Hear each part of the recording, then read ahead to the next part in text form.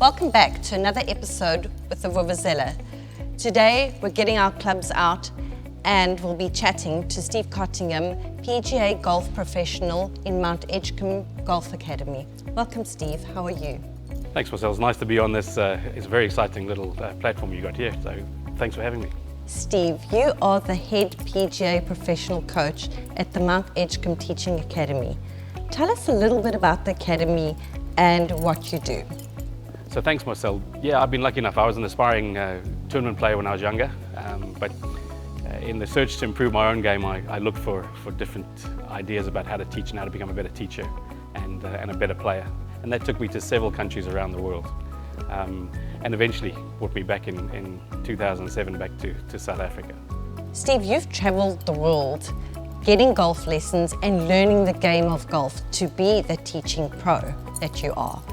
Tell us a little bit about lockdown and how it's affected you. Yeah, so on the 27th of April, that was the 27th of March, sorry, that was it. We had to close up, like so many other industries.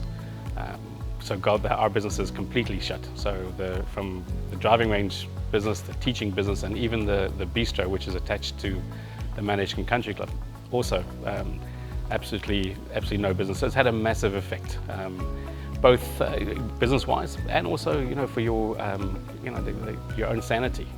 We take for granted the ability to go out and play golf on a Saturday or play golf after work and hit some balls.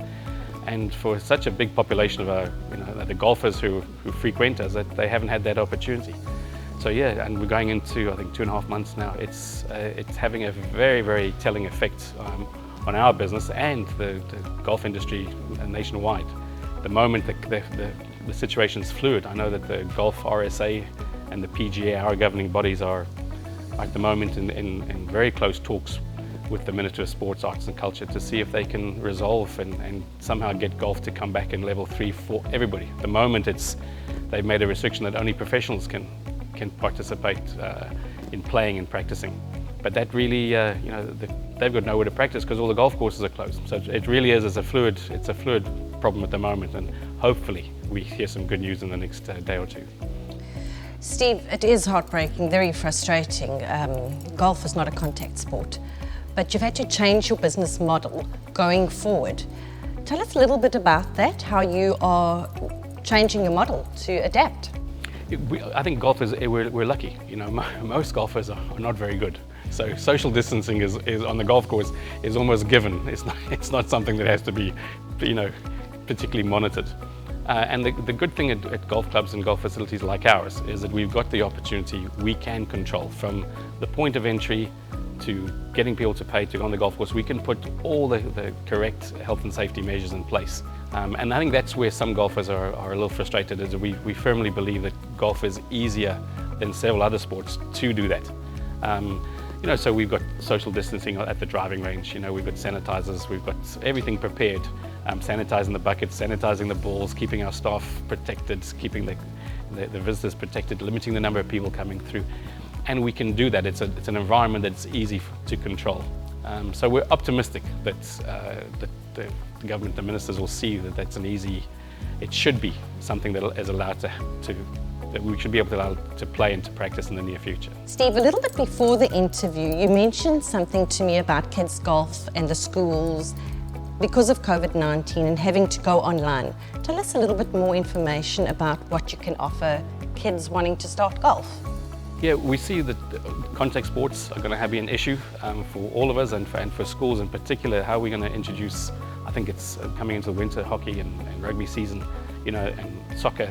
A lot of the schools are not going to be able to offer these sports. So it's an opportunity, we thought, for golf, for kids who may never have given golf a try, for us to come up with a little 3-month program that we can introduce kids to golf. It's a safe environment health-wise.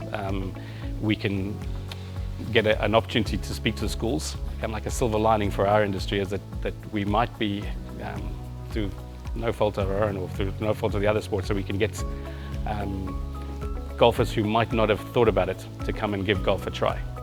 Thank you, Steve, for joining us today here at the beautiful village table in Umhlanga, the pools, It's been an absolute treat having you. Thank you very much and good luck going forward.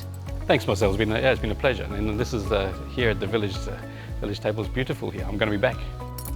So if you haven't picked up a golf club yet, or your golf clubs are getting rusty, give them a polish and get ready, because I'm sure sooner than later you're going to be able to get out there to the driving range and possibly get some lessons. And even if you haven't even done golf before, Steve Cottingham from Mount Edgecomb Golf Academy and his team are there to help you and get you on the course.